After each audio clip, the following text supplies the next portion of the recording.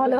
যে প্রোডাক্টের গায়ে ultra HD, radiance, glass finish, এইসব গ্লসি, এইসব শব্দগুলো লেখা থাকবে, সিরাম বেস, সেইগুলো হলো শীতের প্রোডাক্ট। এবং সেগুলো হলো যাদের স্কিন ড্রাই তাদের জন্য। আর যে এটাও ম্যাক। আর যেসব প্রোডাক্টের গায়ে ম্যাট ফিনিশ লেখা থাকবে, হ্যাঁ, বা ওয়াটারপ্রুফ লেখা থাকবে, বা এইচডি লেখা থাকবে, সাধারণত সেগুলো হবে তোমাদের অয়েলি স্কিনের জন্য এবং গরমকালের জন্য। এবার এই ম্যাকটা এমন একটা জিনিস না, গরমেও চলে যায়, শীতেও চলে যায়। তাহলে ম্যাক কেন ভালো? আর ম্যাকের কেন ভালো বলছি, ম্যাকের আবার একটা ছোট বেরিয়েছে, এটার দাম বেশি, ছোটটার দাম কম। কিন্তু ম্যাক ভালো, হুদা বিউটি গরমের জন্য আরও ভালো, বুঝেছো?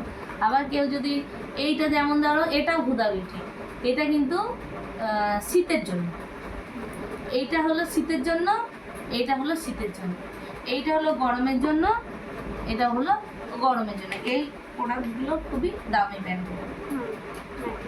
আমাকে যখন বড়রা বলে একটু মেকআপ করে দেন, আমি এই মালটা দিই, এই ভালো ব্র্যান্ডেই মা মেকআপ করে দিই।